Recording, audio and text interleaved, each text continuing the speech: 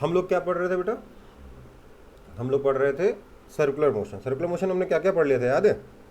Yes sir. क्या क्या पढ़ा था? Angular velocity, angular acceleration. Basically angular position, velocity, angular acceleration, इनका relation with linear distance travelled, tangential velocity, tangential acceleration, right? Yes sir. हम लोगों ने इक्वेशंस पढ़ लिए थे, equations of motion in circular motion, है ना? Yes sir. उस पर कुछ क्वेश्चंस किए थे। उसके बाद हम लोग acceleration during uniform circular motion पे आए थे। Yes sir. Uniform circular motion का क्या हुआ? इसमें आपका टेंजेंशियल एक्सेलरेशन ज़ीरो हो जाएगा, इसलिए अल्फ़ा भी ज़ीरो हो जाएगा। सिर्फ और सिर्फ क्या बचेगा? ओमेगा। ओमेगा रहेगा। तो इससे हम लोगों ने एक्सेलरेशन निकाला, बहुत मल्टीपल तरीके से निकाला था। तो हमने क्या देखा था, जो एक्सेलरेशन है वो सेंटर की तरफ होता था। कौन सा एक्सेलरेशन कहते थे उसको? Centripetal acceleration. Acceleration centripetal. Centripetal का मतलब क्या है? सेंटर सीकिंग, जो सेंटर की तरफ हो। सेंट्रीपीटल एक्सेलरेशन कितना आया था फॉर्मूला इसका, याद है? ओमेगा माइनस भी। Minus omega square r vector, right? Yes sir. हमने देखा था, इसके लिए हमने सबसे सिंपल डेरिवेशन कौन सा देखा था कि भैया टी टाइम के बाद ये ओमेगा टी एंगल पे चला जाएगा, ये इसका आर वेक्टर होगा। आर वेक्टर को हमने लिखा कितना? R cos omega t i cap plus r sine omega t j cap. इसको एक बार डिफ्रेंशिएट किया, दो बार डिफ्रेंशिएट किया तो आ गया acceleration vector is equal to d two r vector by d t two, that is equal to कितना आया? Minus omega square r vector आ गया था, राइट? सिंपल तरीका था ना सबसे ये। बाकी हम लोगों ने वेक्टर तरीके से, मेथड से बहुत यस सारी सर। चीज़ें देखी थी। खास तौर से हमने देखा था कि अगर दो इक्वल मैग्नीट्यूड के वेक्टर्स ऐड या सब्ट्रैक्ट करने हैं तो क्या करते हैं? ऐड करने हैं तो ऐसे देख सकते हो कि जो रिजल्टेंट आएगा वो बीचों बीच होगा। ये ए है, ये ए है, तो रिजल्टेंट कितना हो जाएगा? ये थीटा बाई टू, ये थीटा बाई टू, ये हो जाएगा 2a cos theta by to, क्योंकि दूसरे कंपोनेंट कैंसिल हो जाएंगे, राइट? अगर सब्ट्रैक्ट करना है तो क्या करोगे? ये भी ए, ये भी ए। सब्ट्रैक्ट करना है तो ये वाला वेक्टर आ जाएगा। ये एंगल अगर थीटा है तो क्लियरली कितना हो जाएगा? ये a sine theta by two, a sine theta by two, तो 2a sine theta by two, right? है ना? Yes sir. इतना हम लोग सब लास्ट क्लास में देख चुके थे। ये बेसिक था जो कई बार आपको क्वेश्चन सॉल्व करने के काम आएगा और आपको पता होना चाहिए, ठीक है? चलो फिर, तो acceleration during uniform circular motion हमने देख लिया। अब देखेंगे क्या? तो अब देखेंगे acceleration during non uniform circular motion. अगर सर यूनिफॉर्म, रिकॉर्डिंग हो रहा है ना? हाँ रिकॉर्डिंग हो रही है बेटा। सर और आज सुबह से नेटवर्क बहुत प्रॉब्लम कर रहा है। अच्छा, ठीक है, रिकॉर्डिंग हो रही है और रिकॉर्डिंग में साउंड भी है। हाँ, तो acceleration during non uniform circular motion के बारे में बात कर रहे हैं हम। नॉन यूनिफॉर्म सर्कुलर मोशन में क्या होगा? आपके पास ओमेगा के साथ साथ अल्फ़ा भी होगा, राइट? आपके पास ओमेगा तो यस है ही है, साथ ही साथ अल्फ़ा भी है। मैं इसमें भी सेम तरीके से डेरिवेशन कर सकता हूँ, बोल सकता हूँ ये जो थीटा है वो कितना हो जाएगा? थीटा हो जाएगा omega naught T plus half alpha T square. कह सकता हूँ कि नहीं कह सकता? हम्म। सर। इसका चाहो तो डेरिवेशन करके मैं एक्सेलरेशन वेक्टर को निकाल सकता हूँ। मैं उसका डायरेक्ट मेथड आपको बता रहा हूँ, रिजल्ट क्या आने वाला है। अगर आपका इस मोमेंट पे देखिए, यहाँ पर एंगुलर वेलोसिटी ओमेगा नॉट थी, यहाँ से शुरू हुआ है पार्टिकल का मोशन, यहाँ पर एंगुलर वेलोसिटी ओमेगा नॉट थी, ठीक है?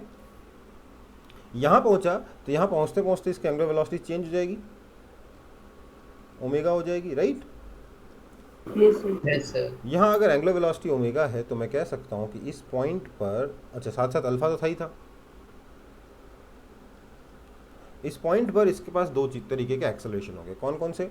एक एक्सेलरेशन होगा वो वाला जो सेंटर की तरफ है, सेंटर की तरफ वाला एक्सेलरेशन सेंट्रीपिटल एक्सेलरेशन कहलाएगा। ये ए रेडियल भी कह सकते हो आप इसको। तो ए रेडियल क्या हो जाएगा? Minus omega square r vector, जहाँ आर वेक्टर इसकी पोजीशन है with respect to centre. Okay बेटा, कोई दिक्कत? No sir. इसके बाद एक्सेलरेशन का एक और कंपोनेंट आएगा जो कि इस डायरेक्शन में आएगा,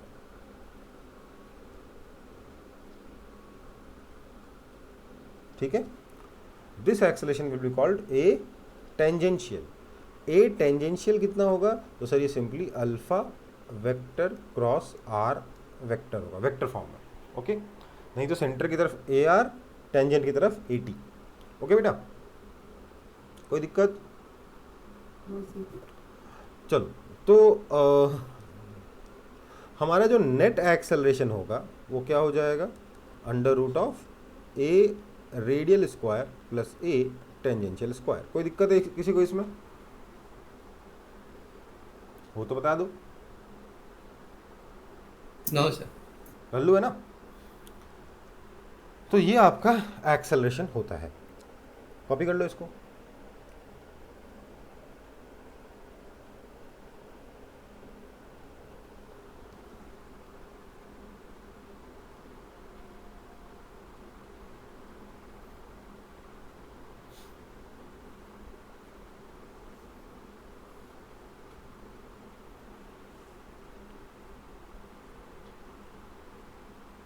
सर हाँ बेटा, सर सेंट्रीपिटल लग रहा है तो सेंट्रीफ्यूगल भी होगा। मुझे मालूम ही नहीं सेंट्रीफ्यूगल के बारे में अभी कुछ। ओके।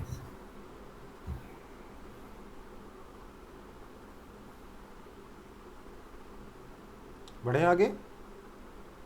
Yes sir.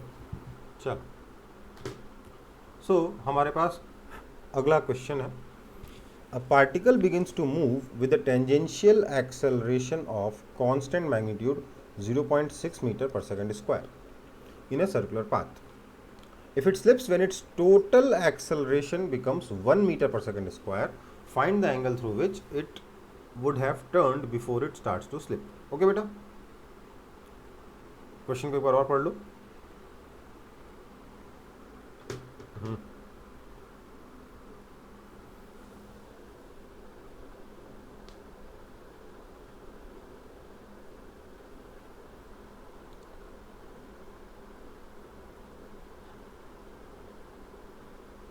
सर मतलब ए नॉट और ए नेट दिया ना।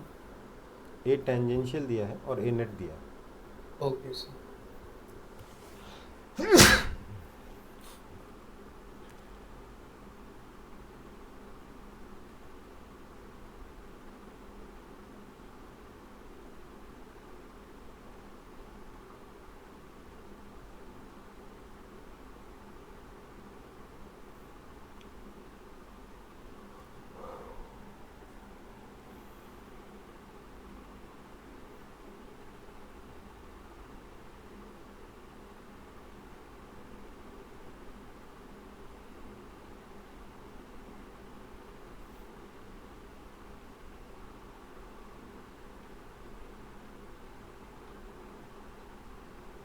बढ़े आगे। Yes sir. चलो, क्या है, a particle begins to move with a tangential acceleration. देखो ध्यान दो, एक सर्कुलर पाथ में मूव कर रहा है, क्वेश्चन में मेंशन्ड है, सच दैट उसका वो बिगिंस टू मूव करता है, मान लीजिए यहाँ से शुरुआत करता है, with a tangential acceleration of magnitude 0.6 metre per second square. मतलब इसका जो टेंजेंशियल एक्सेलरेशन है ये हमेशा ही 0.6 मीटर पर सेकंड स्क्वायर रहता है। थोड़ी देर बाद ये घूम के यहाँ आ जाएगा। बोला है कि जब इसका total acceleration 1 metre per second square हो जाएगा तब ये स्लिप कर जाएगा, ठीक है। मतलब कि कुछ टाइम के बाद क्या होगा, इसके पास कुछ एंगुलर वेलोसिटी ओमेगा आ जाएगी, इसकी वजह से इसके पास दो एक्सेलरेशन होंगे। एक तो टेंजेंशियल एक्सेलरेशन है ही है इसके पास, कितना है, 0.6 metre per second. 0.6 metre per second square. दूसरा एक और एक्सेलरेशन आएगा, सेंट्रीपिटल एक्सेलरेशन, इसको ए रेडियल भी कह सकते हो।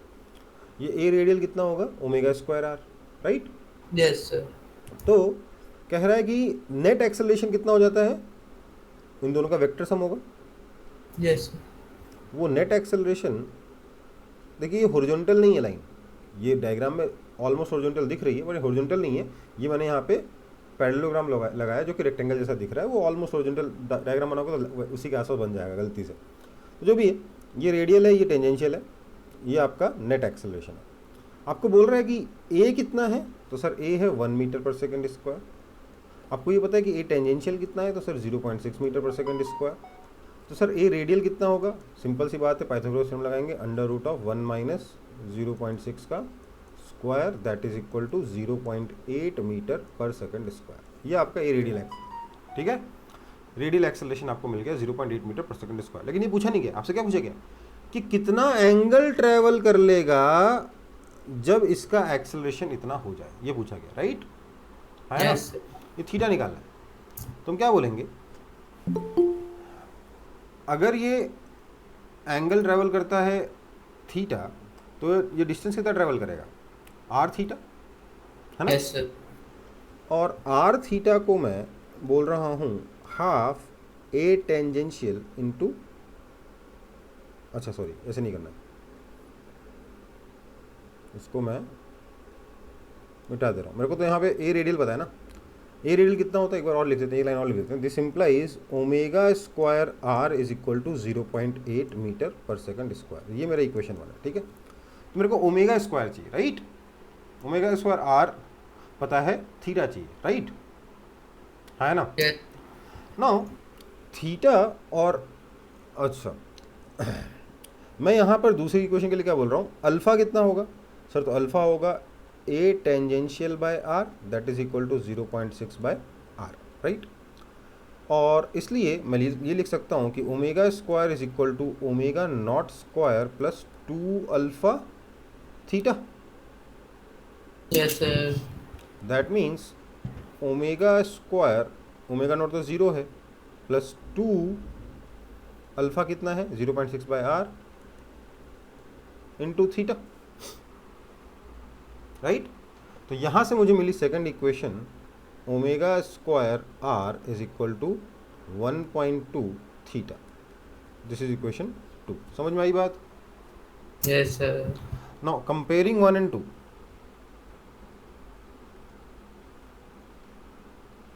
मुझे क्या मिला, 1.2 theta is equal to 0.8, that means theta is equal to 2/3 radian. समझ में आई बात। कैलकुलेशन अगर गलत हो तो चेक कर लेना कहीं पे, मैंने कैलकुलेशन बड़ी फास्ट करी है। नो सर ठीक ठीक है, देखो यहाँ जैसे ही ओमेगा स्क्वायर बना ना, मुझे क्या सोचना था कि कौन सी इक्वेशन में ओमेगा स्क्वायर मिलेगा, तो omega square is equal to omega not square plus 2 alpha delta theta मिलेगा। यस तो उसमें मेरे को अल्फा निकालना होगा बेसिकली, इसलिए मैंने पहले अल्फा निकाला ताकि मैं ये वाली इक्वेशन अप्लाई कर पाऊँ। ठीक है बेटा। Okay sir. सर पर ओमेगा स्क्वायर आर था तो फिर वो आर कैसे सोचे कि आर हट जाएगा। क्या पता नहीं कटेगा, लेकिन उसके अलावा कोई उपाय है क्या। नो सर भरोसा रखा कि क्वेश्चन ने पूछा है तो कट ही जाएगा। Okay sir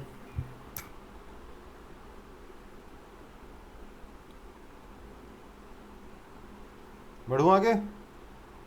yes sir. तो हमारा अगला टॉपिक है रेडियस ऑफ कर्वेचर। क्या टॉपिक है, रेडियस ऑफ कर्वेचर। ध्यान दीजिएगा, जो सेंटेंस लिखा उसको पढ़िएगा पूरा, प्यार से पढ़िए।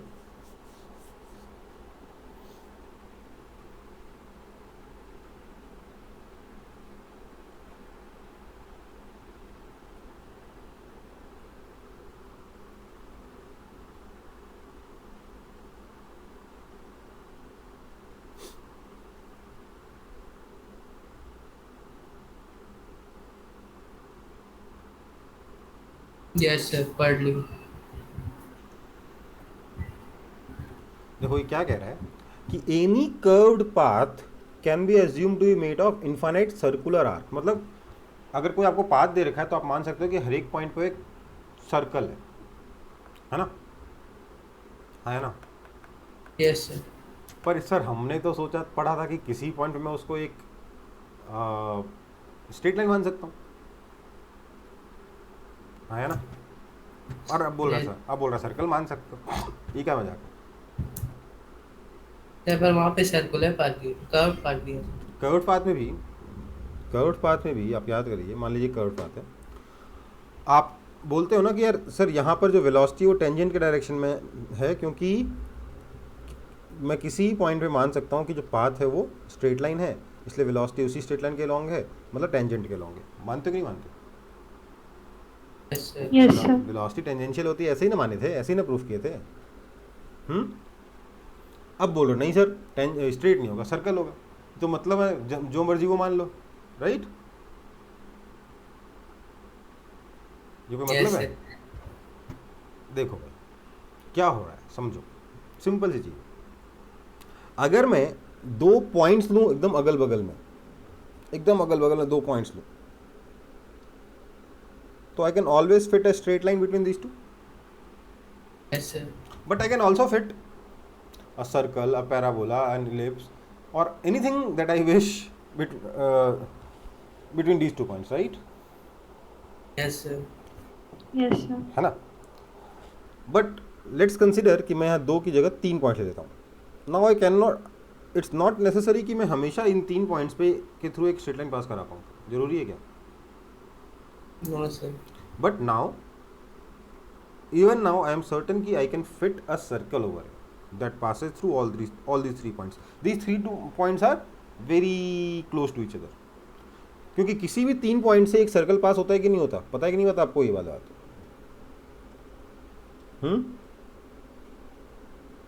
You are given 3 random non-collinear points. Can you be certain कि इन तीनों पॉइंट से आप एक सर्कल ड्रॉ कर सकते हो? इन तीनों पॉइंट से पास होने वाला आया ना? यस सर, ड्रॉ कर सकते हैं। कैसे? सर उन तीनों का एवरेज। बस AV का परपेंडिकुलर बाइसेक्टर बनाओ. ये इस लाइन पे सारे के सारे पॉइंट जितने डिस्टेंस पर A से हैं उतने डिस्टेंस पर B से हैं, हाँ या ना? Yes, sir. BC का परपेंडिकुलर बाइसेक्टर बनाओ. इस लाइन पे भी जितने पॉइंट्स आएंगे B और C से इक्वल डिस्टेंस पे होंगे. मतलब इन सारे पॉइंट्स का डिस्टेंस C से उतना ही जितना B से है, और इन सारे पॉइंट्स का डिस्टेंस A से उतना ही जितना B से, राइट? अगर मैं इनको आगे यहाँ पे जाके इंटरसेक्ट कराऊँ तो मैं क्या बोल सकता हूँ? इस पॉइंट का डिस्टेंस, इस, क्योंकि ये पॉइंट इस लाइन पे भी लाई करता है और इस लाइन पे भी लाई करता है, इसलिए इस पॉइंट का डिस्टेंस जितना B से उतना ही C से है, और जितना B से उतना ही A से है, राइट? Yes, sir. मतलब ये वाला जो पॉइंट है ये A, B और C तीनों से इक्वल डिस्टेंस पर है. इसलिए मैं A को सेंटर मानते हुए इस इंटरसेक्शन पॉइंट को O बोल दूं, O को सेंटर मानते हुए OA को रेडियस मानते हुए अगर सर्कल ड्रॉ करूंगा तो A, B, C तीनों से पास होगा, हाँ या ना? होगा कि नहीं? Yes sir. तो मैं किसी भी 3 पॉइंट से इस तरीके से रैंडम 3 पॉइंट लेते हैं ना, मैंने यहाँ पे रैंडम 3 पॉइंट से जो कि कोलिनियर नहीं है उनसे एक सर्कल पास करा सकता हूँ, राइट? हाँ या ना? Yes sir. तो उसी तरीके से यहाँ पर भी मैं अगर कोई 3 पॉइंट सेलेक्ट कर लूँ, 2 की जगह 3 पॉइंट सेलेक्ट कर लूँ, तो आई कैन बी सर्टन कि हाँ यहाँ से एक सर्कल पास हो जाएगा. ये ध्यान दीजिए वो तीनों पॉइंट एक दूसरे के एकदम पास पास में, तो आई कैन से कि at every point I can fit a circle, right? Effectively, है ना? Yes sir. Yes. और उस सर्कल का ऐसे, तो मतलब बेसिकली जो लाइन है कैसे बनी, उन सारे के सारे इन्फाइनाइट सर्कुलर आर्क्स को जोड़ जोड़ के बनी है. Yes. छोटे छोटे सर्कुलर आर्क्स थे, उन सबको जोड़ जोड़ के पूरी लाइन बन गई है. और हर एक पॉइंट पे जो सर्कुलर आर्क फिट हो रहा है, उस सर्कुलर आर्क का जो रेडियस है वो क्या कहलाएगा? रेडियस ऑफ कर्वेचर कहलाएगा. ठीक है ना? Okay sir. कहने का मतलब ये मान लीजिए पाथ है, इस पाथ में मैं यहाँ पे एक सर्कल फिट कर सकता हूँ. तो इस पॉइंट पर रेडियस ऑफ कर्वेचर क्या होगा? ये वाला रेडियस. समझ में आई बात? मैं यहाँ पर ये वाला सर्कल फिट कर सकता हूँ, दिख रहा है? Yes sir. तो यहाँ का रेडियस ऑफ कर्वेचर क्या हो जाएगा? ये वाला रेडियस. Okay sir. मैं इस पॉइंट पर ये बड़ा वाला सर्कल फिट कर सकता हूँ, इसलिए यहाँ का रेडियस ऑफ कर्वेचर क्या हो जाएगा? ये वाला रेडियस. मतलब मान लो ये सेंटर है. समझ में आई बात? Yes sir. मैं यहाँ पर इस पॉइंट पर ये बड़ा वाला सर्कल फिट कर सकता हूँ जो स्क्रीन में आया ही नहीं मेरे. तो यहाँ का रेडियस ऑफ कर्वेचर क्या है? इस बड़े वाले सर्कल का रेडियस. तो अलग अलग पॉइंट्स पे अलग अलग सर्कल फिट किए जा सकते हैं, और उस पॉइंट पर जो रेडियस ऑफ कर्वेचर होगा उस पर्टिकुलर सर्कल का रेडियस के बराबर होगा, राइट? हाँ या ना? Yes, sir. समझ में आई बात? Yes sir. ठीक है. सो रेडियस ऑफ कर्वेचर क्या होता है इन प्रिंसिपल समझ में आ गया? इन प्रिंसिपल बोल रहा हूँ. कैसे निकालते हैं, क्या निकालते हैं, वो सब तो बात की बात है. क्या होता है समझ में आ गया? यस मैं कर्व के किसी पॉइंट पे कोई सर्कल फिट कर सकता हूँ, ठीक है। उस सर्कल का जो रेडियस होगा that will be called radius of curvature at that point. Okay बेटा, सो आगे बढ़ रहा हूँ फिर। अब ये डायग्राम कैसे बनाओगे आप? अपने हिसाब से 2-3 बना लेना सर्कल, ठीक है। कर्व एग्जैक्ट कॉपी कर नहीं पाओगे, सर्कल एग्जैक्ट कॉपी कर नहीं पाओगे, अपने हिसाब यस से थोड़ा बहुत बना लेना, ठीक है।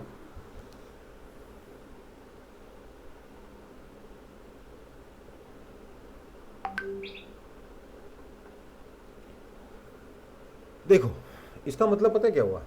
इसका मतलब ये हुआ कि even when the particle is moving along this curved path at any instant of time, I can solve what that particle is doing by assuming it to be going in a circle, right? Yes sir. समझ में आई बात? Sir मतलब सब path जो भी हम लोग फॉलो करते हैं उसको सब हम लोग एक सर्कल में हर फॉलो एक करते किसी भी पाथ के एक पॉइंट पे आप मान सकते हो कि ये सर्कल है। उस सर्कल का तो रेडियस लगातार चेंज होता रहेगा, डायरेक्शन लगातार चेंज होता रहेगा, सेंटर की पोजीशन लगातार चेंज होती रहेगी, वो अलग बात है। पर एक इंस्टेंट के लिए आप किसी भी कर्व पे क्या मान सकते हो कि पार्टिकल सर्कुलर मोशन परफॉर्म कर रहा है। Okay sir. जैसे आप किसी भी इंस्टेंट मान सकते हो कि पार्टिकल स्ट्रेट लाइन में मूव कर रहा है, वैसे आप किसी भी इंस्टेंट में मान सकते हो कि पार्टिकल सर्कल में घूम रहा है, ठीक है। देखो आपको एक चीज़ बता देता हूँ, अगर आप सिर्फ वेलोसिटी में इंटरेस्टेड हैं तो शायद आपका स्ट्रेट लाइन मानने से काम चल जाएगा, पर अगर आप पार्टिकल का एक्सेलरेशन भी देखना चाहते हैं तो आपको उस पर उसके पाथ का सर्कुलर मतलब कितना सर्कल है, क्या रेडियस ऑफ कर्वेचर है, ये निकालना भी जरूरी पड़ेगा। ओके बेटा, एक और टर्म होती है कर्वेचर। क्या होता है? Curvature of path. Curvature simply होता है 1/रेडियस ऑफ कर्वेचर को कर्वेचर कह देते हैं, ठीक है। ध्यान दीजिए, जहाँ रेडियस बड़ा है वहाँ कर्व कम है ना, जहाँ रेडियस छोटा है वहाँ कर्व ज़्यादा है, हाँ या ना? Yes, sir. तो कर्वेचर क्या होता है? 1/रेडियस ऑफ कर्वेचर। कितना कर्व कर रहा है ये क्या है? 1/रेडियस ऑफ कर्वेचर से पता चलता है। ओके बेटा, कोई दिक्कत है इसमें? No sir. आगे बढ़ रहा है। Methods of finding radius of curvature. अब भैया रेडियस ऑफ कर्वेचर कैसे निकाला जा सकता है? तो पहला मेथड है कि अगर एक्सेलरेशन पता है और वेलोसिटी पता है तो आप रेडियस ऑफ कर्वेचर निकाल सकते हो। अगर आपको किसी भी इंस्टेंट पे ये पता है कि पार्टिकल का एक्सेलरेशन कितना है और उसी इंस्टेंट पे पार्टिकल की वेलोसिटी कितनी है, किस डायरेक्शन में एक्सेलरेशन कितना है, किस डायरेक्शन में है, अगर आपको ये पता है तो आप रेडियस ऑफ कर्वेचर निकाल सकते हो। ओके बेटा, कैसे? देखिए, मान लेते हैं पार्टिकल इस कर्व्ड पाथ में जा रहा था। जब पार्टिकल लेट्स से इस पॉइंट पे पहुंचता है, हमें पता है कि इसकी वेलोसिटी लेट्स से v है। कब? जब ये पॉइंट ए पे आता है ना। अब ध्यान दीजिएगा, अगर मैं यहाँ पे कोई भी सर्कल फिट करूंगा तो v तो उसके टेंजेंट के लॉन्ग होगा, राइट? और ये पाथ भी उसके टेंजेंट के लॉन्ग होगा। मतलब सेंटर कहाँ लाई करेगा? जब भी सेंटर लाई करेगा इस लाइन के लॉन्ग लाई करेगा, इस लाइन के ऊपर लाई करेगा, हाँ या ना? जो कि वेलोसिटी के परपेंडिकुलर है। मुझे नहीं पता कहाँ लाई करेगा, पर लाई करेगा तो यहीं लाई करेगा। Centre lies on this line. Now let's say I also no कि इस वक्त इसका एक्सेलरेशन जो है वो इधर है ए, किसी भी रैंडम डायरेक्शन बनाया मैंने एक्सेलरेशन। ओके बेटा, सो व्हाट कैन आई से? I can say that this acceleration will have two components. One component will be along the tangent to the path, and one component will be along the normal to the path, that is along the radial line, right? है ना? इसको मैंने बोल दिया tangential acceleration ए tangential, इसको मैंने कह दिया perpendicular acceleration a normal, normal acceleration. Okay बेटा, कोई दिक्कत है इसमें? दिख रहा है ना सब लोगों को? कलर वालर में दिक्कत तो नहीं है? Yes. तो अब मैं क्या बोलूँगा, अगर पार्टिकल का के पाथ का सेंटर यहाँ है, लेट्स से सेंटर यहाँ है,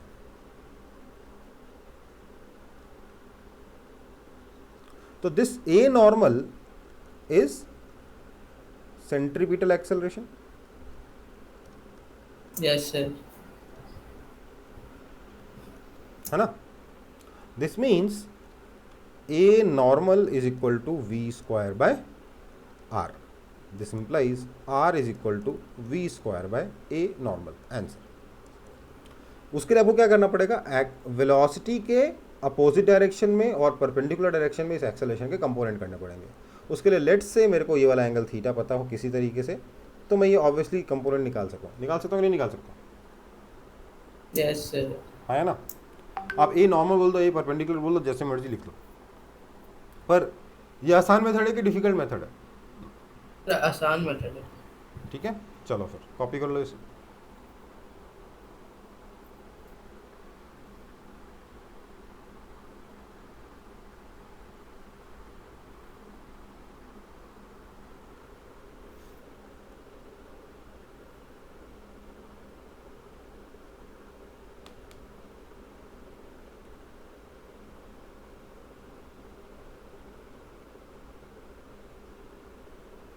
ये ए टेंजेंशियल क्या करेगा यहाँ पर इस पर्टिकुलर केस में?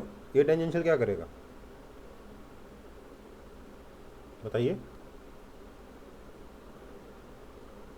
ये ए टेंजेंशियल इस पार्टिकल की मूव करने की स्पीड को चेंज करेगा इस केस में, क्योंकि ए टेंजेंशियल वेलोसिटी के अपोजिट डायरेक्शन में है, इसलिए स्पीड डिक्रीज होगी. ओके बेटा. Yes sir. Yes. सर ए टेंजेंशियल पर वेलोसिटी के बराबर तो नहीं होगा? बेटा इसकी यूनिट होगी मीटर पर सेकंड स्क्वायर, इसकी यूनिट होगी मीटर पर सेकंड. कैसे दोनों बराबर हो सकते हैं, है ना. ओके.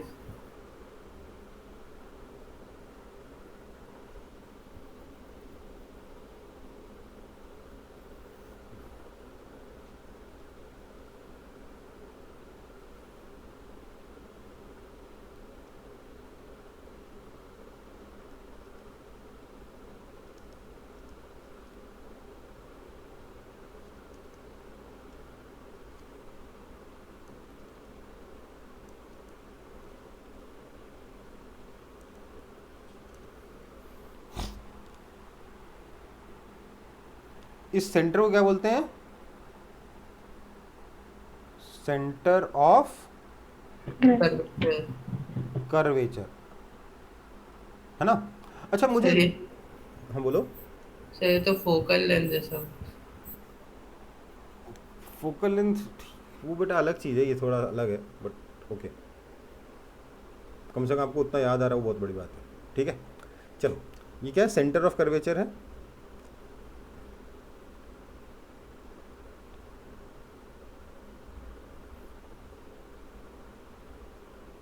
समझ में आया सबको कि नहीं?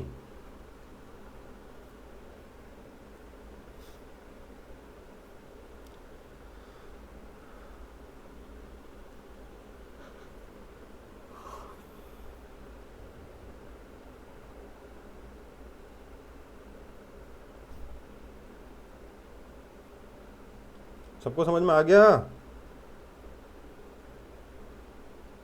Yes sir. Yes, sir.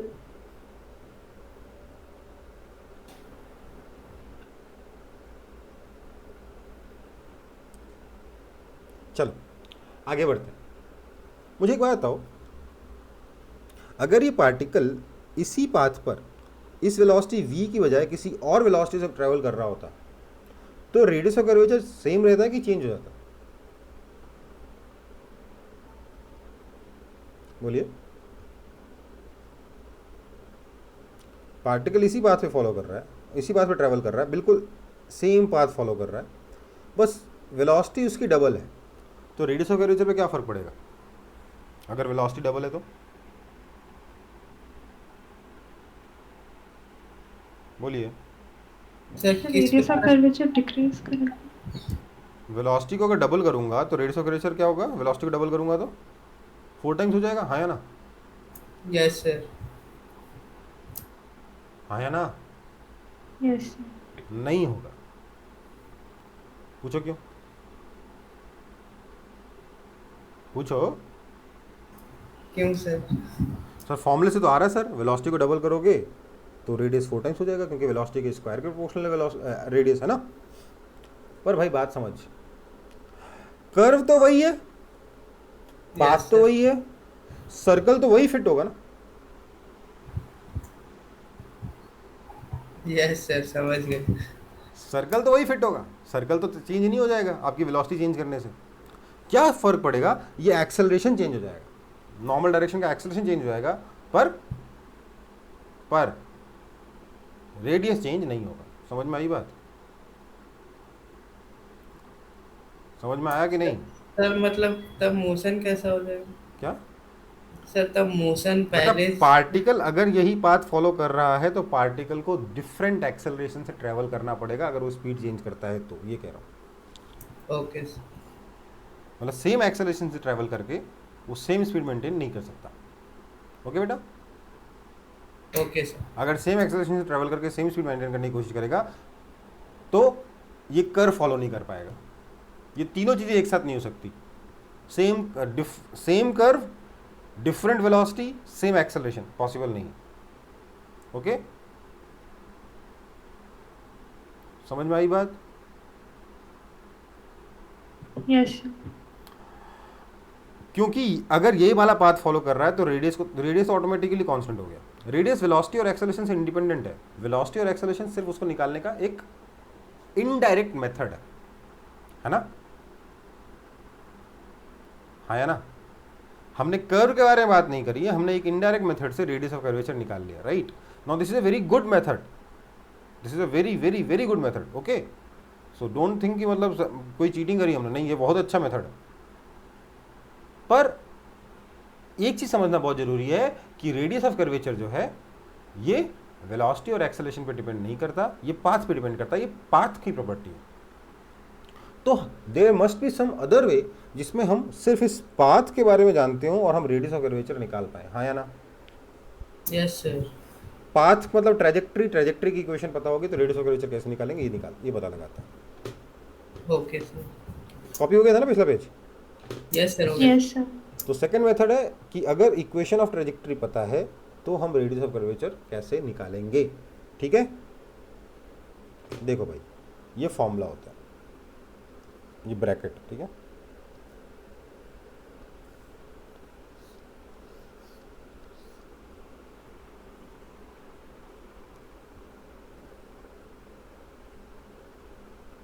Sir क्या सर, फॉर्मूला थोड़ा सा अजीब। ये फॉर्मूला अभी आपको डिराइव नहीं करना है लेकिन पता होना चाहिए।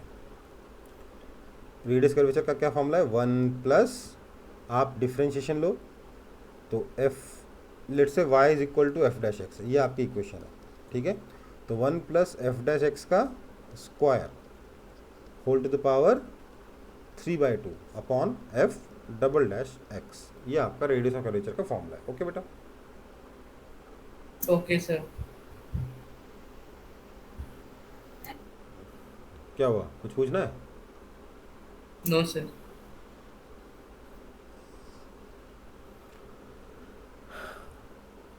ठीक है, ये फॉर्मूला है। अभी मुझे पता है फॉर्मूला थोड़ा डिफिकल्ट है, देखो यूज़ बहुत कम होगा, ये फॉर्मूला बहुत रेयरली होगा, जेई मेन और नीट के लेवल पे तो होगा ही नहीं। ओके, उसके बाद जेई एडवांस में भी बहुत रेयरली होगा, तो ऑप्शनल है इसको याद करना।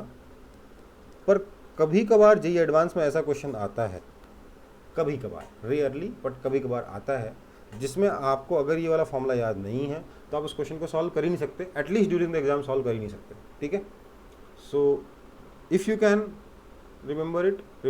ओके, आगे बढ़ते हैं, फिर बढ़ूँ आगे? यस सर, रुक जाइए। Yes, sir.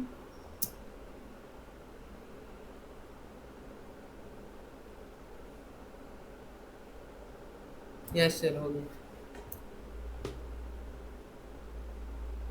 चलो, तो मैं एक एग्जांपल देता हूँ। हमने क्या किया है, एक प्रोजेक्टाइल को यहाँ से फायर किया, वेलोसिटी u से, एंगल थीटा से। हमें बोला गया find radius of curvature at, पहला पॉइंट ऑफ प्रोजेक्शन और दूसरा टॉप मोस्ट पॉइंट। ठीक है बेटा, मैं इसका सॉल्यूशन ऊपर कर रहा हूँ क्योंकि डायग्राम नीचे बना दिया मैंने। देखो भाई क्या होगा, पार्टिकल जाएगा तो ये वाला पाथ फॉलो करते टक टक टक टक टक टक टक टक टक टक टक टक टक टक टक टक टक टक टक धाड़, है ना।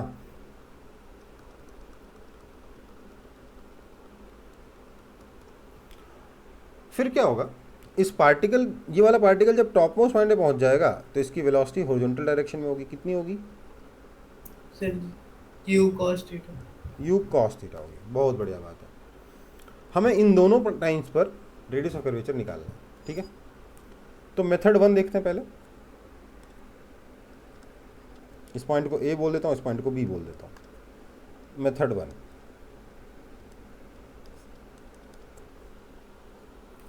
चलो मेथड 1 में पॉइंट ए के लिए बात करते हैं।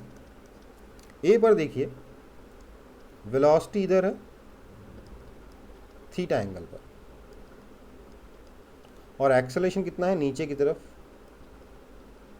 जी, राइट? यस और no? Yes. So now I can make the components of this acceleration along and perpendicular to velocity, right? है ना, क्योंकि ये एंगल थीटा ही 90 डिग्री माइनस थीटा बनेगा, इसलिए ये वाला एंगल थीटा हो जाएगा, इसलिए ये वाला एक्सेलरेशन जी कॉस थीटा होगा और ये वाला एक्सेलरेशन जी साइन थीटा होगा, right? Now whatever Yes. acceleration we have perpendicular to velocity, that is the radial acceleration. So this g cos theta is equal to v square by r. That means v कितना u है ना यहाँ पे, तो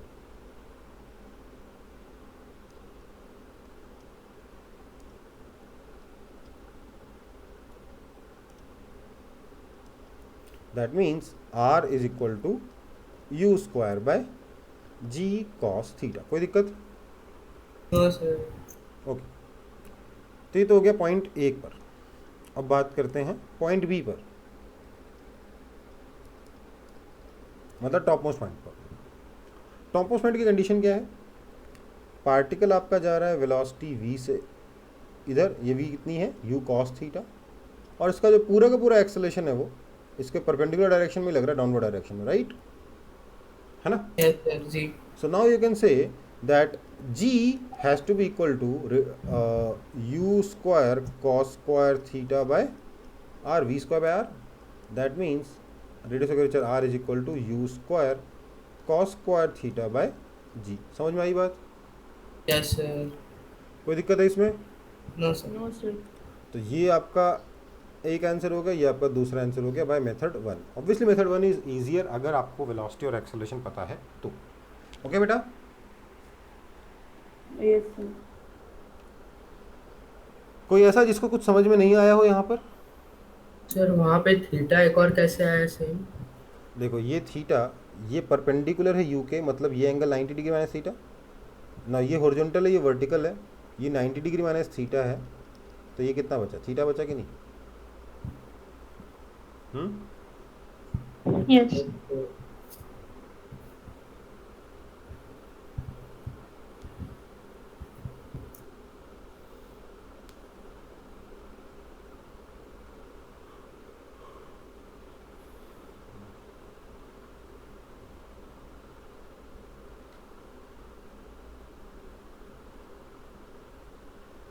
यहाँ पे कुछ करने की जरूरत नहीं क्योंकि एक्सेलरेशन ऑलरेडी वेलोसिटी के परपेंडिकुलर ही था। Yes.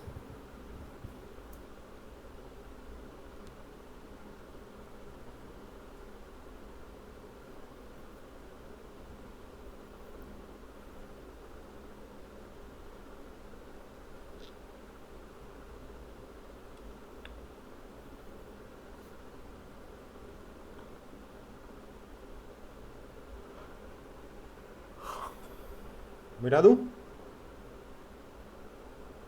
Yes. So now we will solve the same question with method 2, जिसमें हम क्या यूज़ करने वाले हैं, इक्वेशन ऑफ ट्रैजेक्टरी यूज़ करने वाले हैं।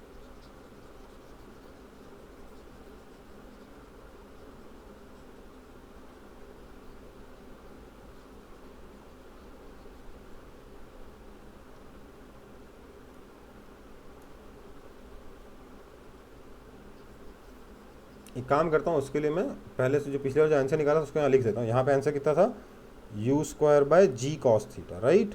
और यहाँ कितना था, u square cos square theta by g, right. Yes sir. Let's see कि हम दूसरे मेथड से भी इसी आंसर तक पहुँचते हैं कि नहीं पहुँचते। सो वी हैव मेथड 2, जिसमें I am going to use the equation of trajectory. So equation of trajectory क्या था,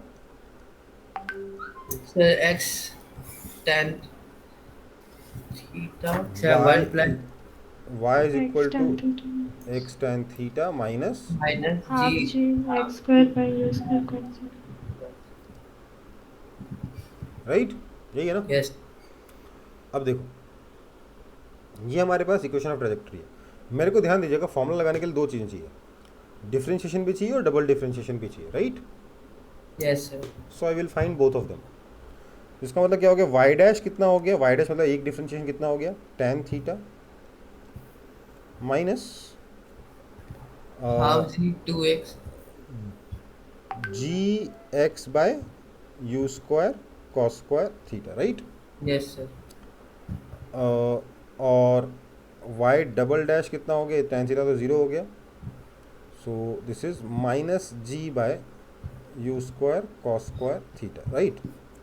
वाई डैश पता है, वाई डबल डैश पता है। अब देख रहे हो यहाँ पे कैलकुलेशन कितनी मुश्किल हो गई है। Yes sir. मेरे को 1 प्लस वाई डैश का square upon y double dash, अच्छा इसका पावर 3/2 भी करना है यस सर। है ना। ये मैं बेवकूफ़ हूँ क्या जो करके दिखाऊं?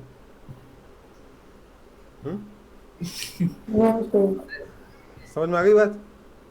सो इसलिए कुछ क्वेश्चंस ऐसे होते हैं जिसमें हम ये सेकंड वाला मेथड यूज़ नहीं करते।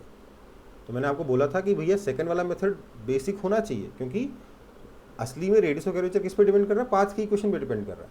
बट फर्स्ट मेथड बहुत ही इंपॉर्टेंट मेथड है, बहुत ही इंटेलिजेंट मेथड है, उसका हमें यूज़ करना चाहिए। ओके बेटा, आगे बढ़े। Yes sir. सर मतलब जब बहुत ज़्यादा कॉम्प्लेक्स आ जाएगा तब ये क्वेश्चन, जब ऐसा आ जाए, जब इक्वेशन ऑफ ट्रैजेक्टरी सिंपल है और आपके पास एक्सेलरेशन वेलोसिटी के बारे में कुछ पता ना हो आपको, then use this formula. Okay sir. Okay चलो मिटा दें इसे। Yes, sir. आगे बढ़ रहा हूँ। Yes sir. चलो एक बिल्कुल ही काफ़ी ज़्यादा आपको मतलब वो परेशान करने वाला हो सकता है, कोई लोग बोले सर आप फालतू परेशान कर रहे हो, बट फिर भी मैं बता रहा हूँ। Radius of curvature of helical path. देखो हेलिकल पाथ एक्चुअली सिलेबस में है हमारे, अभी 11th क्लास में नहीं आता, 12th क्लास में आता है। तो मैं एक बार हल्का सा हेलिकल पाथ के बारे में इंट्रोडक्शन दे के आपको बताऊंगा। हेलिकल पाथ आप एक बार में समझ जाओगे एक वर्ड से। स्प्रिंग का जो शेप होता है ना बेटा, स्प्रिंग देखा है कि नहीं देखा, यस सर। वही आपका हेलिकल पाथ है। ओके बेटा, समझ में आया कि नहीं? Yes. Yes sir. मतलब कैसा होता है helical path?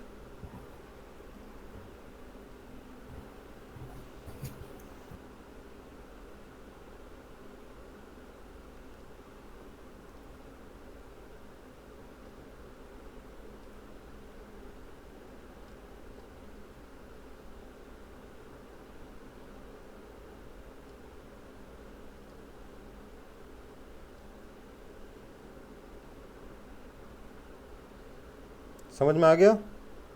Yes sir. Sir ये तो एकदम टोर्नेडो जैसा। टोर्नेडो?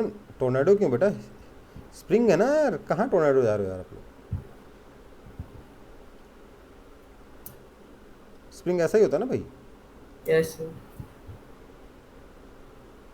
और आपको पता है आप किसी भी स्प्रिंग को एक सिलेंडर के अंदर बंद कर सकते हो, है ना। कर सकते हो कि नहीं कर सकते हो? तो वो सिलेंडर यहाँ पे मैंने व्हाइट कलर की डॉटेड लाइन से बनाया है, जिसके अंदर आप इस स्प्रिंग को बंद कर सकते हो। कर सकते हो कि नहीं कर सकते? Yes sir. Yes, sir. इस सिलेंडर का जो एक्सिस है, सिलेंडर का एक्सिस समझते हो? Yes sir. ये वाली लाइन, ये जो सिलेंडर की एक्सिस है, this axis is also called the axis of helix.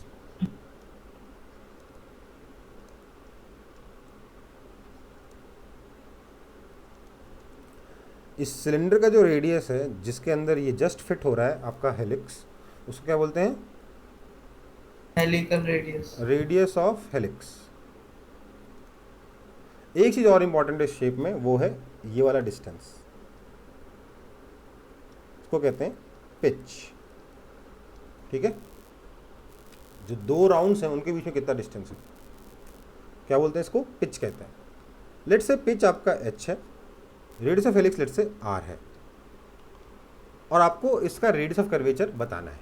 ठीक है बेटा, समझ में आई बात? Okay sir. अब ध्यान दीजिएगा बेटा, जो शेप है ना, पाथ जो है ना, ये 2 डायमेंशनल नहीं है, 3 डायमेंशनल पाथ है। हाँ है ना? Yes sir.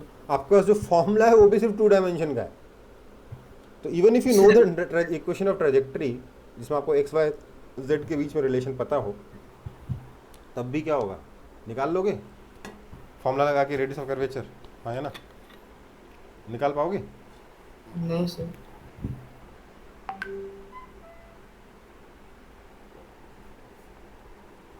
तो क्या किया जाए?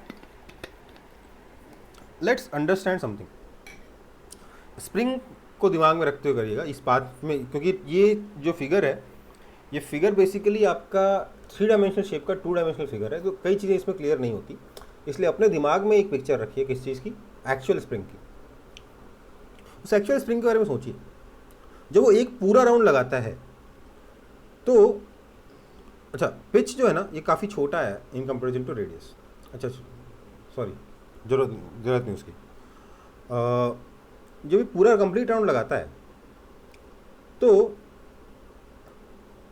ये हॉरिजॉन्टल डायरेक्शन में कोई मान लीजिए कोई पार्टिकल इस पे मूव कर रहा है ऐसे गोल गोल, तो जब ये पार्टिकल इस पे एक कंप्लीट राउंड लगाएगा तो पिच के एक पॉइंट से दूसरे पॉइंट तक जाएगा। हाँ या ना?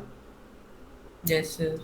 तो उसमें वो हॉरिजॉन्टल डिस्टेंस कितना ट्रेवल करेगा? 2πr। और वर्टिकल डिस्टेंस ट्रेवल कितना करेगा? h। हाँ या ना? Yes yes sir. टोटल कितना डिस्टेंस ट्रेवल करेगा वो? ये वाला? 2 पाई आर का whole square So, plus S. दो एक राउंड में जो वायर की जो लेंथ है, इनफैक्ट मैंने थोड़ा गलत बना दिया यहाँ पे, इसको मैं रखूँगा वाइट, इसको भी रखूँगा वाइट, क्योंकि ये एक्चुअल पाथ नहीं है। स्प्रिंग सिर्फ जो आपका पाथ है वो एक्चुअली सिर्फ येलो वाला ऐसा है कुछ, है ना? तो पार्टिकल ये लेंथ L ट्रेवल करता है। L कितना है? Under root of h square plus 2πr का होल स्क्वायर, राइट? है ना? Yes sir. जब वो एक राउंड घूमेगा तो इतना वो डिस्टेंस ट्रेवल करेगा।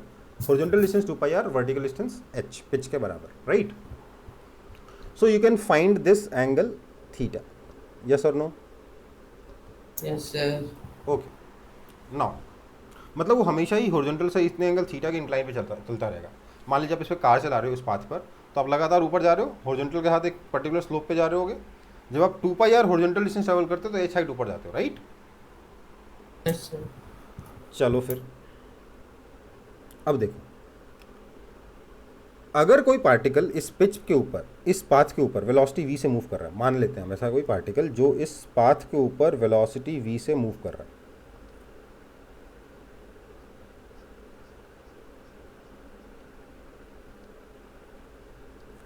ठीक है?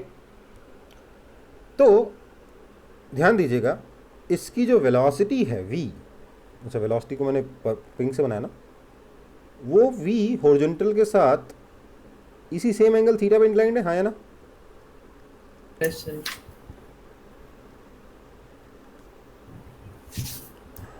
सेम एंगल थीटा पे इंक्लाइंड है। इसकी एक हॉरिजॉन्टल वेलोसिटी आएगी कितनी? v cos theta, theta. और इसकी एक वर्टिकल वेलोसिटी आएगी कितनी? v sin theta. v sin theta. Now अब सोचिए, वर्टिकल डायरेक्शन में तो अगर आप देखेंगे स्प्रिंग को तो लगातार सेम रेट से ऊपर जा रही है। हाँ या ना? और हॉरिजॉन्टल डायरेक्शन क्या है? सर्कल है, हाँ या ना? Yes sir. तो ये जो मोशन है पता है क्या है? ये एक सर्कल है, साथ में साथ एक वर्टिकल मोशन है ना? हाँ या ना? Yes, sir.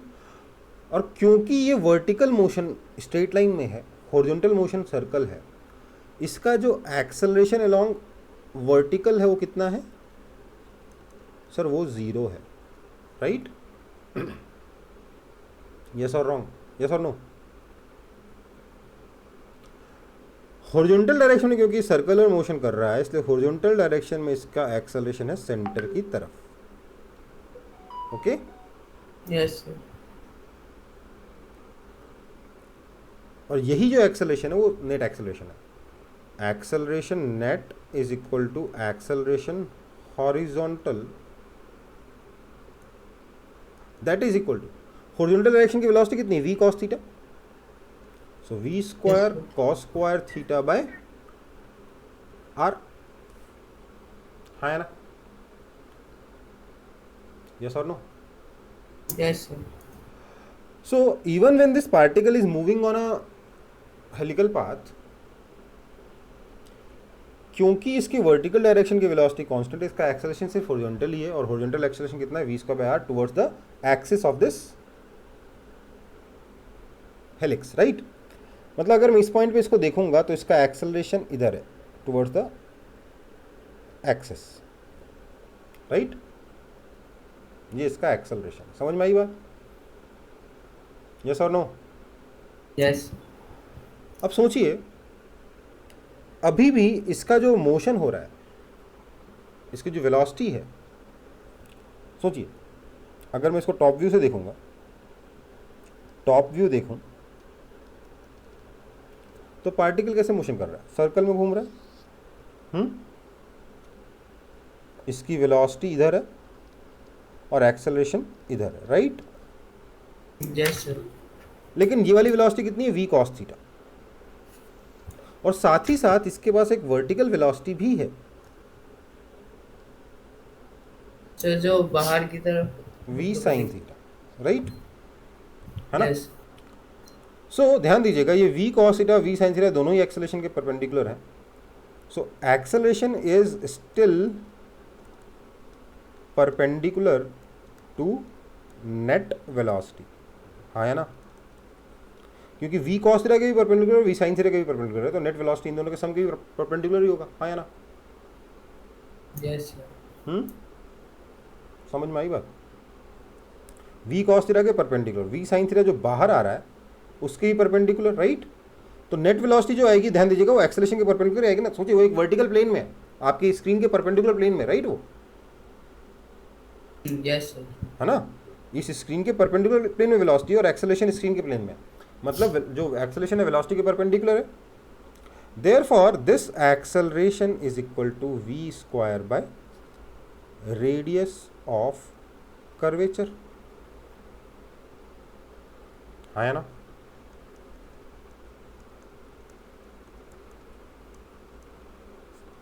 Upon acceleration, acceleration कितना है? v square cos square theta by r,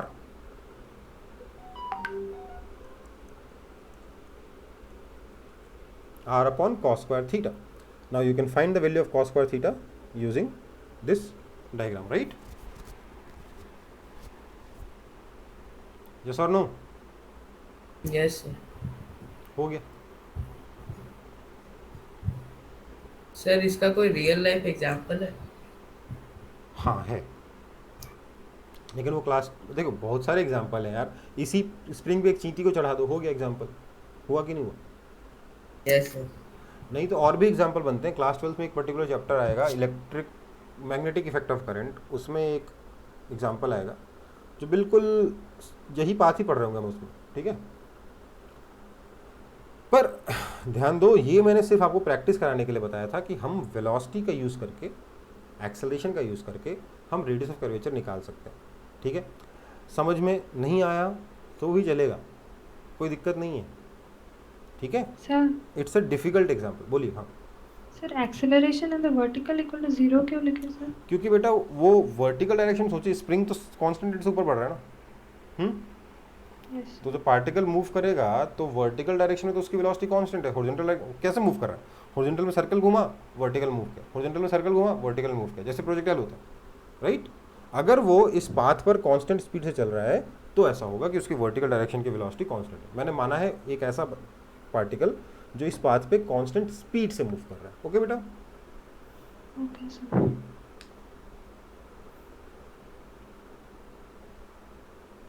ऐसे भी सोच लो, अगर वो इस पाथ पे कांस्टेंट स्पीड से चलेगा, ध्यान दीजिए, अगर पार्टिकल इस पाथ पर कांस्टेंट स्पीड v से चलता है तो उसकी वर्टिकल स्पीड कितनी है? v sin थीटा ही तो है, यस यस सर, और ये तो कांस्टेंट ही है, yes sir, yes yes sir. ठीक है।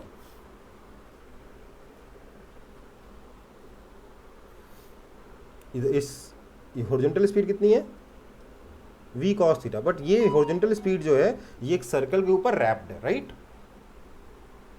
यस इसलिए ये स्पीड तो कांस्टेंट है पर वेलोसिटी कांस्टेंट नहीं है, इसलिए हॉरिजॉन्टल डायरेक्शन में एक एक्सेलरेशन आ जाएगा, राइट। कोई Yes. दिक्कत? No sir. और कोई डाउट? सर अगर वही सर्कल के जगह रेक्टेंगल होता तो? बेटा रेक्टेंगल होता तो फिर वो तो स्ट्रेट लाइन पास हो जाता ना बीच बीच में, और एकदम सडन से टर्न आता तो वहाँ थोड़ा ना एक्सेलरेशन निकालते। Okay sir.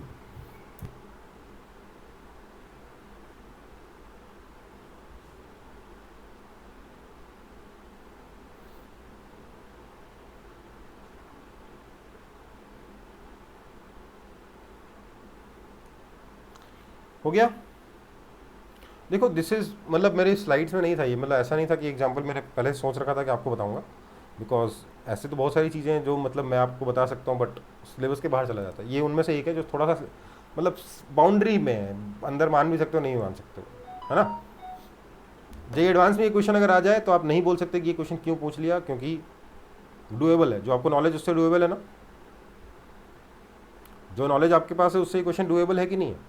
Yes sir. मतलब कि ये सिलेबस में जे एडवांस का सीधा फंडा, अगर आपकी नॉलेज से कोई क्वेश्चन डुएबल है, कोई एक्स्ट्रा थ्योरी की ज़रूरत नहीं है, तो वो सिलेबस में है, ठीक है। ओके बेटा, यस सर, यस चलो आगे बढ़े। Yes sir. Yes sir. अगला हमारा टॉपिक है रेडियल पोलर कोऑर्डिनेट सिस्टम। देखिए अभी तक हम लोग जो कोऑर्डिनेट सिस्टम यूज़ करते थे ना, जिसमें किसी भी पॉइंट की पोजीशन अगर मुझे बतानी है तो मैं क्या यूज़ करता था? x, y, right. Yes sir. इसको हम क्या बोलते हैं? इसको हम बोलते हैं कार्टेशियन कोऑर्डिनेट सिस्टम। क्या बोलते हैं? Cartesian coordinate system. क्या बोलते हैं बेटा? Cartesian coordinate system.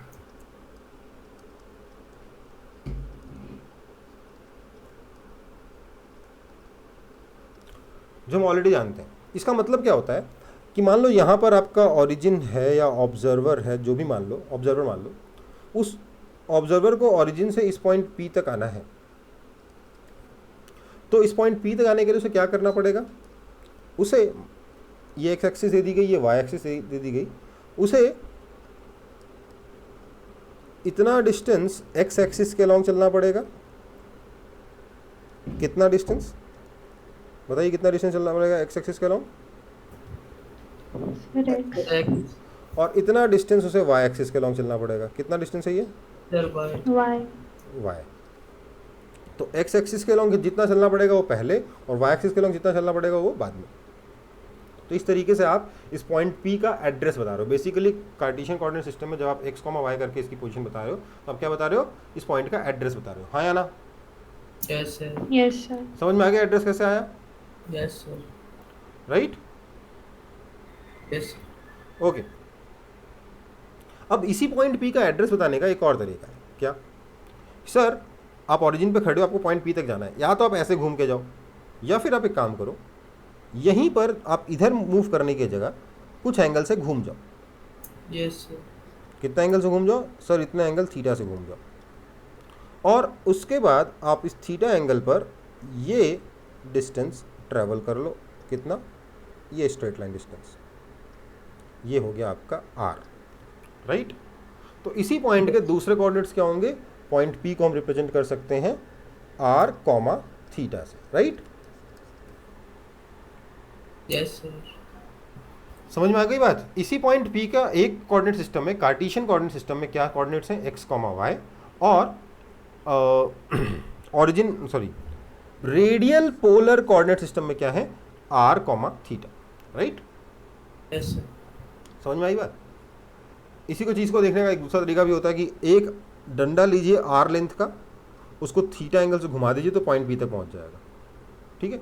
बट उससे बेटर है थीटा एंगल से घुमो, आर डिस्टेंस चलो, राइट, यस है ना। जो भी है, तो ये अपन को पढ़ना है कार्टेशियन कोऑर्डिनेट सिस्टम। इसमें ध्यान दीजिएगा, ये जो आर है, इस यहाँ अगर मैं इसको आर वेक्टर कह दूं तो ये आर वेक्टर क्या कहलाता है, रेडियल वेक्टर कहलाता है। क्या कहलाता है, रेडियल वेक्टर कहलाता है, ओके बेटा।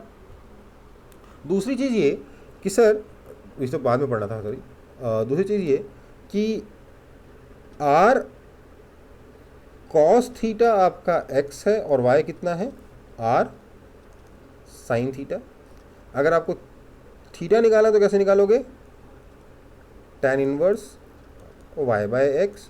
और अगर आपको आर निकालना है तो कैसे निकालोगे, under root of x square plus y square. अगर आपको आर कॉमा थीटा पता है तो इस तरीके से एक्स कॉमा वाई निकाल सकते हो। अगर आपको एक्स कॉमा वाई दे रखा है तो इस तरीके से आप आर कॉमा थीटा निकाल सकते हो। दोनों कोऑर्डिनेट्स के बीच में आप इंटरचेंज कर सकते हो, है ना।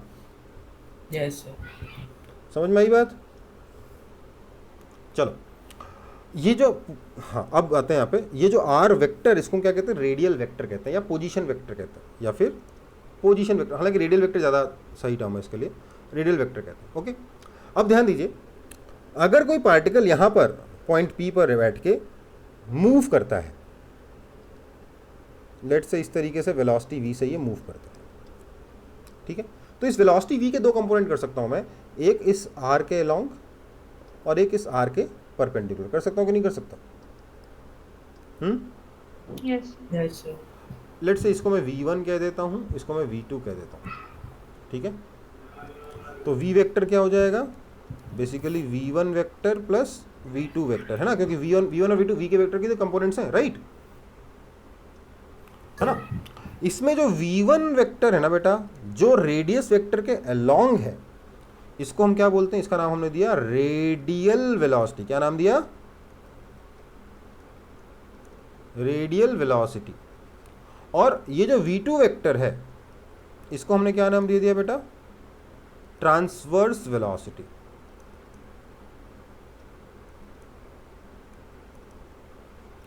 ओके, समझ में आई बात। तो ट्रांसवर्स का मतलब क्या होता है? परपेंडिकुलर, रेडियस के परपेंडिकुलर, ठीक है। अब ध्यान दीजिए, ओके सर। कई बार आप बुक्स में भी लिखा हो देखोगे, बुक्स में भी गलत होता है कि ये जो ट्रांसवर्स वेलोसिटी में जो लिख रहा हूँ ना, उसकी जगह लिख रहे हैं tangential velocity. Not tangential velocity जब लिखा जाएगा तो उसका मतलब होता है velocity along path, velocity along tangent to path. Tangential is more is related to velocity, मतलब जिस डायरेक्शन में वेलोसिटी उसको टेंजेंट कहते हैं, ओके। समझ में आई बात। सो वेलोसिटी हमेशा टेंजेंशियल ही होती है, ओके बेटा। Okay sir. ट्रांसवर्स का मतलब क्या है, पोजीशन के परपेंडिकुलर। ट्रांसवर्स का मतलब हुआ पोजीशन से रिलेट कर रहे हैं हम लोग, आर के परपेंडिकुलर ले रहे हैं। टेंजेंशियल का मतलब पाथ का टेंजेंशियल होता है, ओके। पाथ का टेंजेंशियल मतलब बेसिकली वेलोसिटी का डायरेक्शन हो गया, राइट। सो प्लीज़, अगर कभी एग्जाम में टेंजेंशियल और ट्रांसवर्स में डिफरेंस की जरूरत पड़ जाए तो आपको पता होना चाहिए कि हाँ, ट्रांसवर्स का मतलब इस रेडियस के परपेंडिकुलर, रेडियस मतलब सर्कल का रेडियस नहीं, रेडियस वेक्टर के परपेंडिकुलर, पोजीशन वेक्टर के परपेंडिकुलर, ओके बेटा। और रेडियल का मतलब पोजीशन वेक्टर के along, okay. Yes yes sir. So radial polar coordinate system ये होता है। सर इसकी क्या जरूरत है, देखो जरा, अपन ऑलरेडी पढ़ चुके हैं ये चीज़ें, इसलिए मैं वापस से बड़ी इजीली हम लोग इस पर डिस्कशन कर सकते हैं। मुझे बताइए, ये जो रेडियस वेक्टर है आर वेक्टर, इसका मैग्नीट्यूड v1 और v2 में से कौन चेंज करेगा,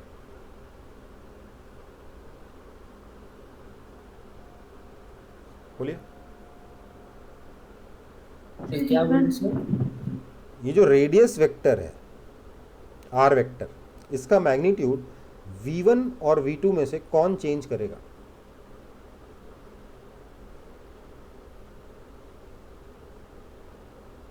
v1।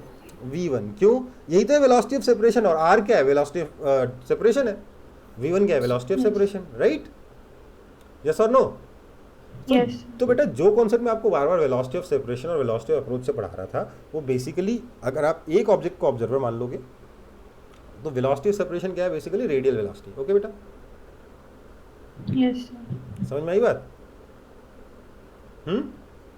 यस और ये जो दूसरी वाली velocity v2, this is responsible for turning this radius vector.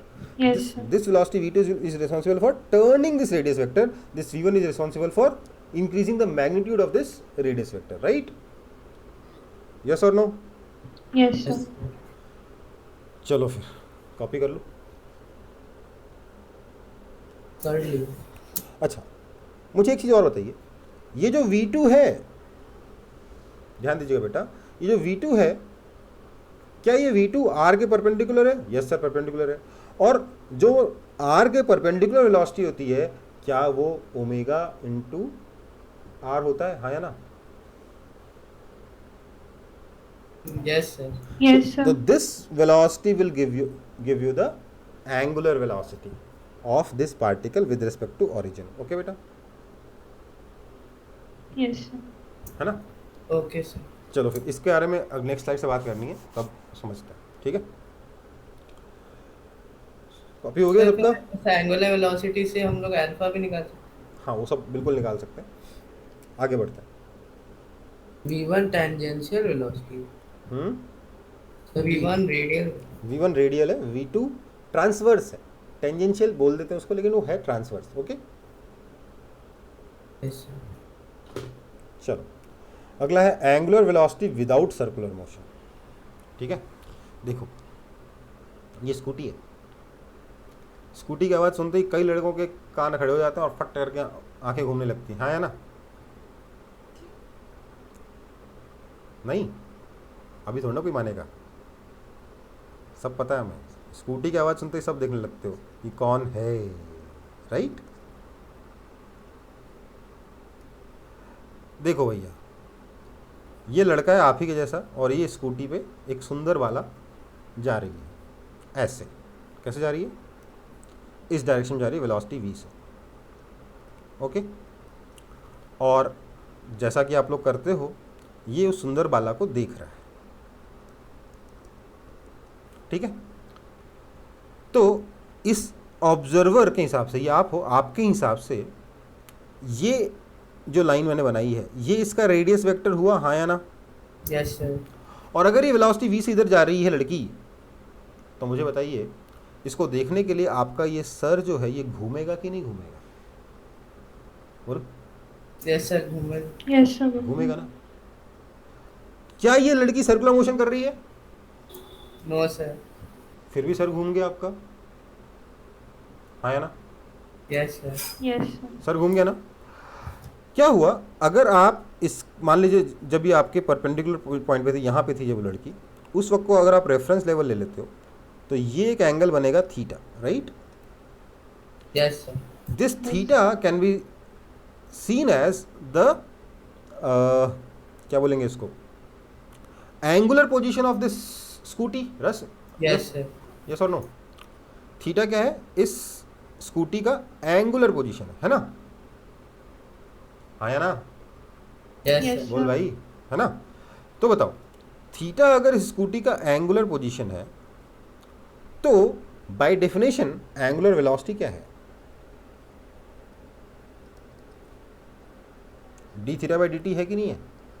Yes sir.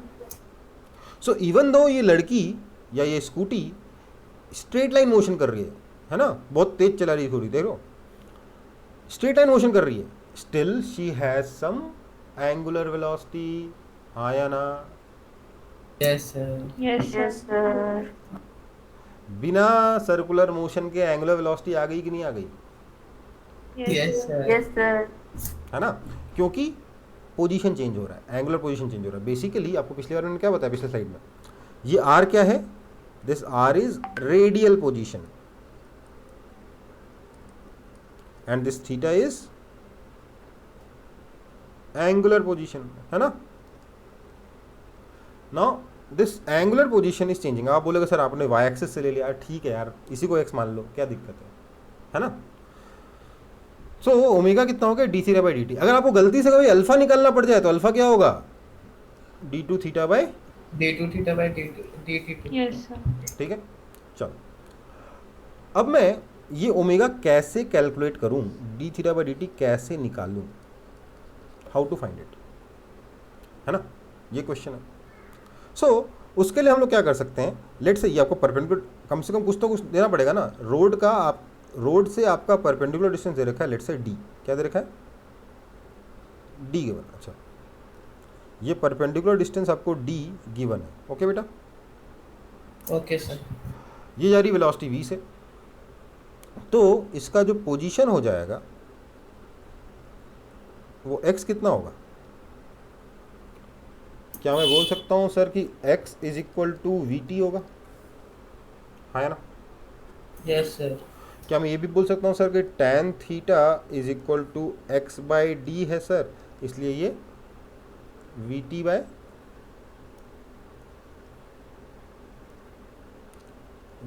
D है, हाँ या ना। Yes sir. दिस मीन्स अगर मैं यहाँ पर इसको डिफ्रेंशिएट करूँ दोनों तरफ तो मुझे क्या मिलेगा, टाइम के रेस्पेक्ट में डिफ्रेंशिएट कर रहा हूँ, तो मैं कह रहा हूँ tan थीटा का डिफ्रेंशिएशन कितना हो जाएगा, sec square theta yes sir. Into d theta by d t, chain rule लगाना पड़ेगा ना टाइम के रेस्पेक्ट में डिफ्रेंशिएट करने के लिए, is equal to v constant d constant, differentiate का कुछ बचा ही नहीं उधर, है ना। That means omega is equal to v by या v cos square theta by d, right, yes और नो। नाउ कॉस थीटा निकालने के लिए आपको क्या करना पड़ेगा, क्योंकि आपको x पता है, d पता है, x पता है इन टर्म्स ऑफ v, आप कॉस को थीटा निकालने के थोड़ी ज्योमेट्री और लगानी पड़ेगी, बट तरीका समझ में आ गया कि नहीं आ गया। Yes, यही sir. ओमेगा है जिस ओमेगा से उस लड़के की उसका सर घूमेगा, है ना, हाँ है ना। नजर Yes, sir. आप लोगों की नजर घूमती कि नहीं घूमती, नो सर। नहीं घूमती, बड़े घर शरीर। से बाहर ही नहीं हाँ यार घर से बाहर ही निकलते, कहाँ घूमेंगे, है ना। घर से बाहर एकदम नहीं निकल रहे सच में, या मॉल घूमने जाते हो, नो सर, सर आज मॉड्यूल सर 2 लाने साल से घर सर में कहीं नहीं सर। क्या बात करो। तो मॉल में कौन घूमता रहता है, मॉल में लोग घूमते मिलते हैं, मेले में लोग घूमते मिलते हैं, आप लोग बोलते हो कोई निकलते ही नहीं हो, तो कोई कहीं जादू से बच्चे आ जाते हैं क्या वहाँ पे। सर वो लोग वेकेशन मना रहे हैं सर, हम लोग का वेकेशन अब हो गया खत्म। ठीक है चलो, समझ में आ गया सबको कि नहीं आ गया एंगुलर वेलोसिटी क्या होती है। Yes sir. Yes sir. चलो फिर कॉपी कर लो।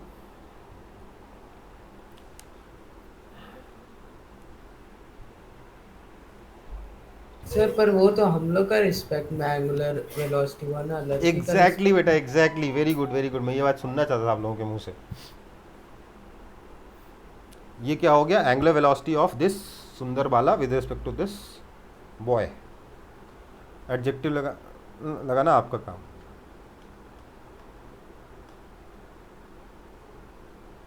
इस सुंदर बाला का एंगुलर वेलोसिटी इस लड़के के रिस्पेक्ट में क्या आया, v cos square theta by D. समझ में आ गई बात, यस सर। यस। नहीं आया समझ में, नो सर समझ गए। आगे बढ़े। Yes sir. Yes sir. चलो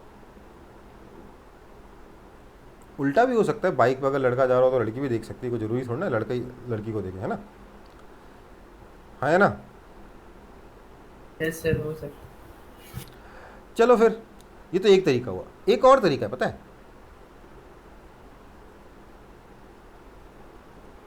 एक और तरीका मालूम है क्या है, लेकिन ध्यान दीजिएगा ये सिर्फ और सिर्फ ओमेगा तक काम करेगा, अल्फा पे काम नहीं करेगा, दूसरा मेथड जो, ठीक है।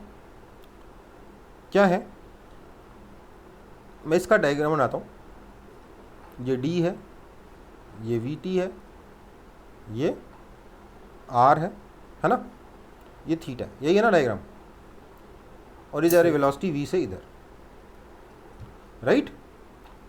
Yes sir. इसका दूसरा इसी चीज़ को देखने का दूसरा तरीका क्या है कि ये जो लड़की है इसकी वेलोसिटी के दो कंपोनेंट है सर। मतलब कौन कौन से बेटा? सर एक कंपोनेंट तो इधर हो गया है ना, और एक कंपोनेंट सर इधर आ गया है ना। अब देखिए सर, ये एंगल थीटा तो ये 90 डिग्री माइनस थीटा, ये एंगल फिर से कितना हो गया थीटा, ये एंगल 90 डिग्री, सॉरी ये एंगल हो गया थीटा, सॉरी सही तो बनाया था पहले, हाँ तो क्या कह रहा था, ये थीटा, ये 90 डिग्री माइनस थीटा, मतलब vertically opposite angle 90 degree minus theta, तो मतलब ये वाला एंगल कितना बच गया, थीटा बच गया, right. Yes sir. Yes, sir. तो इसकी जो वेलोसिटी है लड़के के रिस्पेक्ट में, इसका इधर वाला कंपोनेंट कितना है v cos थीटा, इधर वाला कंपोनेंट कितना है v sin थीटा, हाँ या ना। Yes, sir. ये v sin theta transverse velocity है कि नहीं है? ट्रांसवर्स वेलोसिटी, हाँ या ना, यस और no. Yes, sir. v cos theta transverse velocity, और ये r कितना है, r is equal to sir d upon cos theta है कि नहीं है? Yes, sir. तो मैं बोल रहा हूँ angular velocity is equal to this transverse velocity v cos theta upon distance d upon cos theta, that is equal to v cos square theta by d। आया कि नहीं आया सेम आंसर बिना Yes, sir. डिफ्रेंशिएशन के? आया ना। Yes, sir. अब देखो यार, क्वेश्चन कैसे बन सकता है, जय same to same question language change करके कैसे बन सकता है कि मूवी की शूटिंग चल रही है, ये बाइक पे हीरो आ रहा है और यहाँ कैमरामैन कैमरा लेके खड़ा है, उसको ट्रैक कर रहा है। सिचुएशन सेम टू सेम है ना? Yes, sir. Yes sir. ठीक है, चलो फिर कॉपी कर लो, आगे बढ़ते हैं। अभी भी ध्यान रखिएगा बेटा, एंगुलर वेलोसिटी का बेसिक डेफिनेशन क्या है, D theta by d T है। हाँ, उसको निकालने का एक और ईजियर मेथड, कुछ केस में ईजी हो सकता है, कुछ केस में थोड़ा डिफिकल्ट भी हो सकता है, बट दूसरा मेथड क्या है, दोनों को ध्यान करिएगा, दोनों को ज्वाइन करने वाली लाइन के परपेंडिकुलर डायरेक्शन की वेलोसिटी निकालो और उस वेलोसिटी को डिस्टेंस से डिवाइड कर दो, राइट, यस सर। है ना। Yes sir. चलो Yes. सर वहाँ पे एंगल बीच में थीटा कैसे आ गया? कुछ ना कुछ तो आएगा ना, यस, नहीं समझ। मतलब क्या बोलना चाहते हो?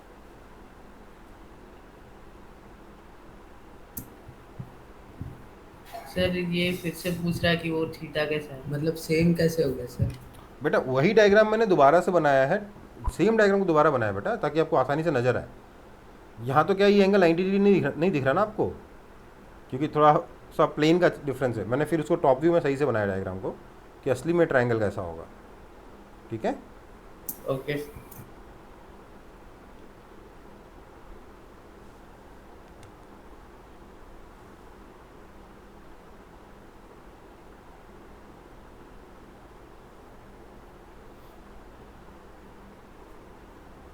अब कॉस स्क्वायर थीटा क्या आपको निकालना पड़ेगा, क्योंकि आपको ये डिस्टेंस पता है, ये डिस्टेंस पता है, तो कॉस स्क्वायर थीटा निकल जाएगा, राइट।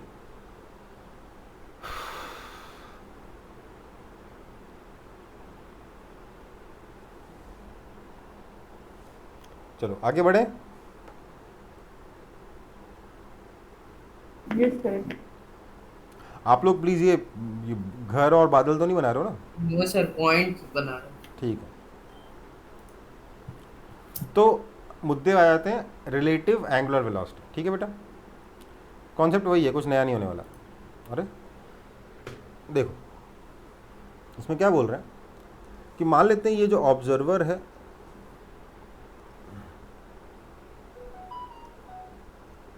ये मूव कर रहा है ऐसे वेलोसिटी v1 से एंगल θ1 पर, और ये जो ऑब्जर्वर है, ऑब्जेक्ट है, ये मूव कर रहा है वेलोसिटी v2 से एंगल θ2 पर। ओके बेटा, समझ में आई बात? Yes. अब मैं क्या करूँगा, मेरे को यहाँ पे रिलेटिव एंगुलर वेलोसिटी निकालनी है, मैं पहले इसके दोनों की वेलोसिटी के कंपोनेंट कर दूंगा, दोनों को ज्वाइन करने वाली लाइन और उसके परपेंडिकुलर डायरेक्शन में।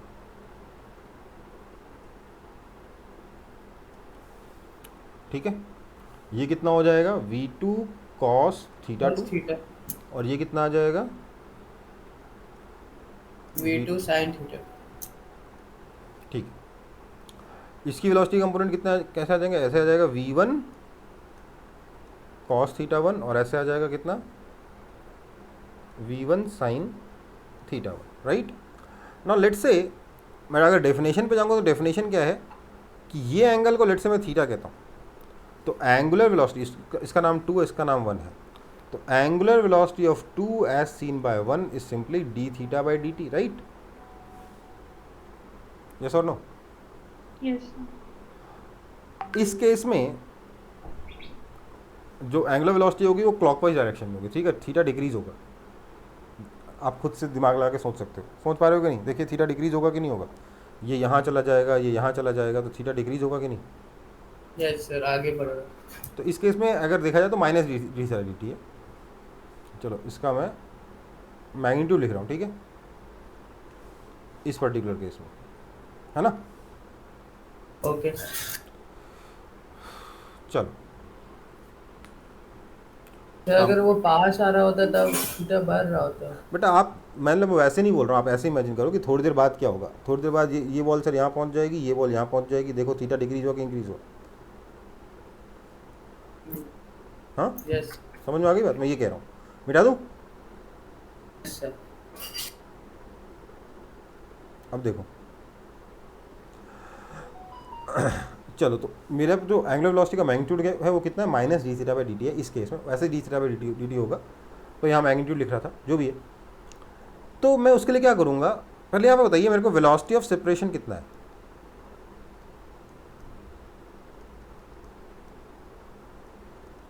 यही तो है रेडियल वेलोसिटी, हाँ या ना, Yes, sir. यही ना relative radial velocity. Yes sir. अब मैं लिख रहा हूँ velocity of 2 as seen by 1 transverse, मतलब ज्वाइन करने वाली लाइन के परपेंडिकुलर डायरेक्शन, क्योंकि ऑब्जर्वर यहाँ है तो यहीं पे ओरिजिन है, ये आपका रेडियस वेक्टर हुआ, रेडियस वेक्टर के परपेंडिकुलर डायरेक्शन में रिलेटिव वेलोसिटी कितनी है सर, ये v2 sine theta 2 minus v1 sine theta 1 होगा कि नहीं होगा। Yes, sir.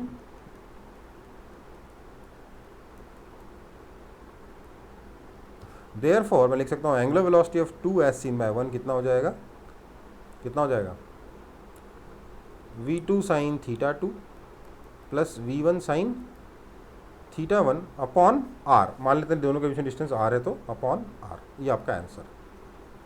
समझ में आई बात। Yes sir. वैसे बेसिक डेफिनेशन क्या है, इस थीटा का rate of change angular velocity कहलाएगा। ओके बेटा, ओके सर। ये उसका एक रिजल्ट है कि भैया दोनों को ज्वाइन करने वाली लाइन के परपेंडिकुलर डायरेक्शन में वेलोसिटी निकालिए, उसको डिफरेंशिएट करिए, सॉरी उस वेलोसिटी को डिस्टेंस से डिवाइड कर दीजिए, तो क्या हो जाएगा, रिलेटिव एंगुलर वेलोसिटी आ जाएगी। ओके बेटा, यस सर। ठीक है ना। हाँ बोलिए। सर वो लास्ट में आप क्या लिखे सर, दिख नहीं रहा था। दिख नहीं रहा है बेटा, इस वेलोसिटी को आर से डिवाइड कर दिया, ठीक है, angular velocity of 2 as seen by 1 is equal to, ये जो वेलोसिटी आई थी ना ट्रांसवर्स वाली, Yes, sir. उसको मैंने आर से डिवाइड कर दिया बस। Okay, sir.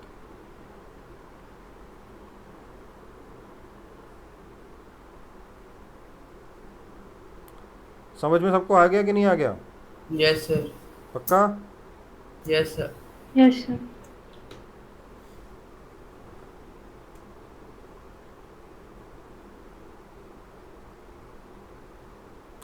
अच्छा देखो, रिलेटिव एंगुलर वेलोसिटी के बाद, हाँ क्वेश्चन पढ़िए।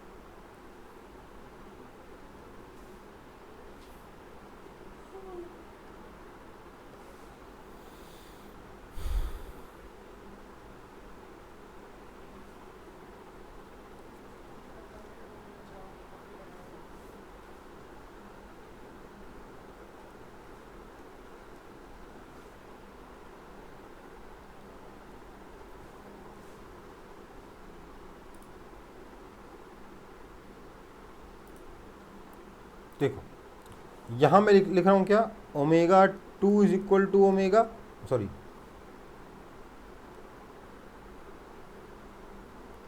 And omega 1 is also equal to omega, right. दोनों के एंगुलर वेलोसिटी इक्वल इक्वल है ना, सेम डायरेक्शन में। Yes sir. That means angular velocity of 2 as seen by 1 is equal to omega minus omega is equal to 0, right? Sir Wrong.